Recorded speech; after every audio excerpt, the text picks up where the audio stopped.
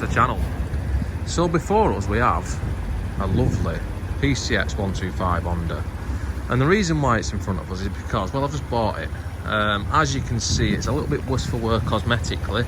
It's got a nice sort of custom paint design going on that someone seems to have done on every panel with a grinder, but it rides actually really good. It runs really well. It needs a battery on it. I've had to jump start it. So I'm probably just going to use it as it is, or I might get it painted. I don't know yet. But for now, what I'm going to do with it, because what I do with any vehicle that I buy is I give them a service. So that's what this video is. I'm going to give it a service. So this video is servicing a PCX125 2019. I think it's a Mark II this. So let's get on with the shitter. And just while it's warming up, let's make sure everything works. So, well, I can see that it's all working. I'm not going to go on through every light and show you all that. We've also got an oil change indicator, which I will reset, but I've already done a video on how to do that, so I won't show it. So, next, we go down here because we have, that's an oil drain plug. We make our way to the left-hand side, and that is an oil drain plug as well. And I'm going to use that one because it's got the little gauze in it. These don't have an oil filler as such, it's just got a little, well, a filter gauze. So when it's warmed up, I want to take it out. And it helps. 8 minutes. Let's pull that out of the way so you can get to that now. Fuck it, that'll do. So let's crack this off, which is a 17mm, nice and carefully. And then on its side stand, and then when we pull this out, the oil will fall out in a faster manner. Yes. Yeah. And then when it stops coming out, you can pull the bike over a bit. Just do that until it stops again. Fuck it, that'll do. And then, after giving it a blast out with some brake parts cleaner, this is ready to put back in. Now you can, if you really want to, you can take the other drain plug out as well, because there will be a little bit of oil left in there, but it's not enough to worry about in all honesty. So I'm just going to do it on this one. Not forgetting to torque up the sump plug to a preset designated torque setting. And then now we can put this back on too. Also probably has a torque setting.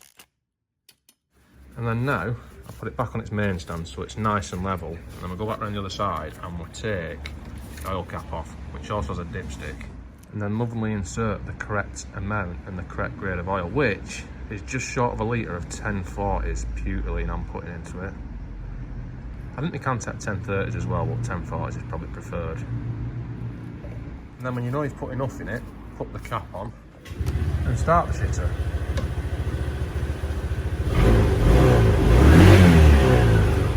Yeah!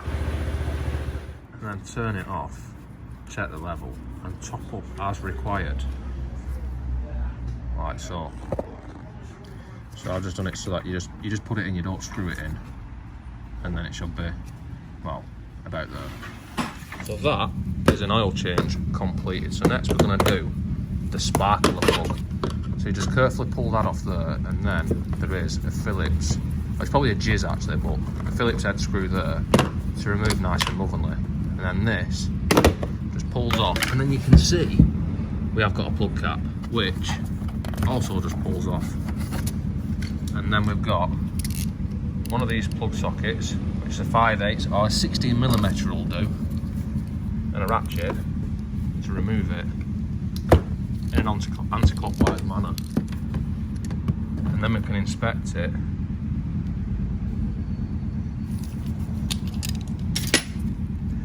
And it's one of them sparkler plugs. That's the number of it. And this one, to be honest, that looks fine. I'm going to put it back in. Now we just find the hole and screw it back in, and then torque it up. And then the plug cap just pushes on like that. So let's put this back together because we're done here. And then this is just on little rubber johnnies that push into these holes. So, well, you get the picture. Yes. So the next thing we're going to look at is the hair filter, which is in this box. There is one screw which is slightly more awkward than the rest to get to, so if we look there, there's a hole to get it through, because this is a Honda, it's well designed obviously. So we'll undo that, and it won't fall out neither, which I'll show you in a minute, but we need to take that screw out. Yes. Followed by all the ones that you can see around here. And then to get to the ones at the bottom, we've got to take these two 8mm out and remove that. Then we've got two more there. And then with those removed, this will now pull off. And we have an air filter inside there, and we can see the condition of it, which is not the worst I've seen, but I'm going to clean it with a hair line and some brake parts cleaner. So just give it a blow out first. And then apply some of this shit.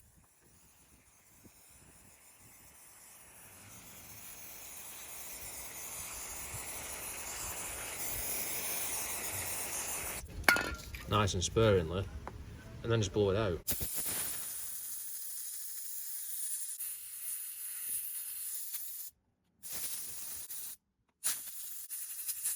And fuck it, that'll do. So let's put it back together. Now obviously a new one would be better, but I chose not to fit a new one on this occasion, so let's put it back together. So we've put that back into there. This just pushes back on it, and then we just put all the screws back in the same manner as what they came out.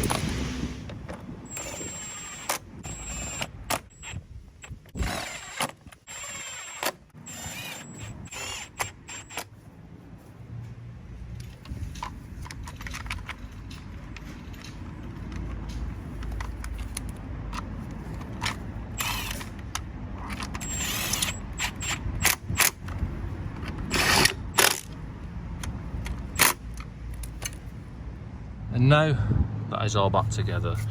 Torque settings, these not very tight, then probably about 10 Newton meters. And when you start it up now, because it's going to have some brake cleaner left in it, it is going to probably misfire and stutter a little bit for the first couple of minutes. But don't worry too much about that. So let's get on to the next bit, which is going to be the front brake caliper. Just to strip and clean our pads if it needs it. So let's have a look. So that's an 8mm, these are 12s.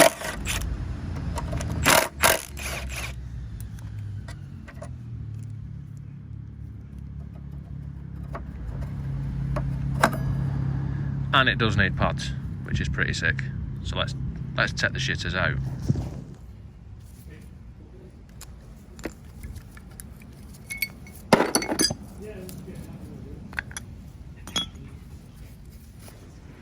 Bit of metal polish,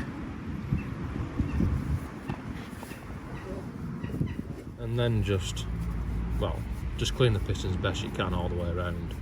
Find Autosol probably works the best actually. And then when you finish polishing, just wash any excess polish off, any polish off, and then you should hopefully be able to push them in with your fingers.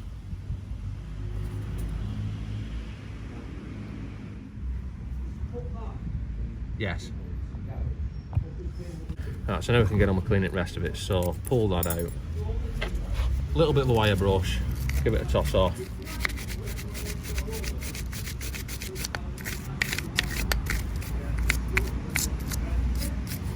Same with the caliper bridge. And your little shim. And then when it's all nice and clean and lovely, we can put it back together. So we'll start by putting a little bit of silicone grease in there, and then put this in, and you might get it where you need to push it in and out a few times just to spread the grease around. And then you can refit this. It goes, well, it clips in, so you can't really put it in wrong, but I have seen them put in wrong. So that goes in like that, and then our brake pads, put a little tiny bit of copper slip on the end of them. Like I've said, every brake video I do, there's arguments for doing that, arguments against doing that. Ceramic grease is probably better.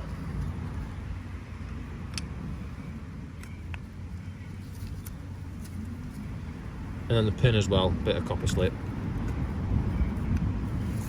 And then torque that up, and then we can put this back onto here.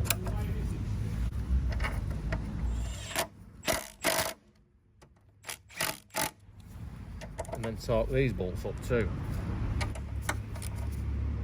And while it's mounted, you're better off checking this as well, rather than doing it while it was floating. And then we pump this shitter until it goes nice and hard. And the back brake, we adjust this up by tightening this 14mm nut on the cable until, well, it feels much better. And that is us pretty much done. Don't forget your tyre pressures, 29 on the front, 33 on the back, 36 if you're carrying a passenger or you're really fat. And I'll just start it up because, well, I'll try and demonstrate what it might do.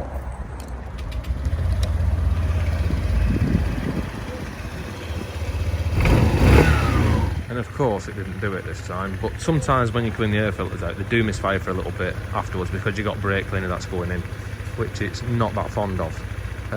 So anyway, yeah, the air filters, it will be better with a new one, but I've decided just to clean this one for now. It wasn't that bad. And bike filters compared to car filters, a lot of them are a lot more, well, they're like made out of fabric rather than a paper, so they are cleanable, a lot of them. So anyway, I think that's all for this one. Don't forget to like, comment, subscribe, all the usual shit, and I'll hopefully see you next time.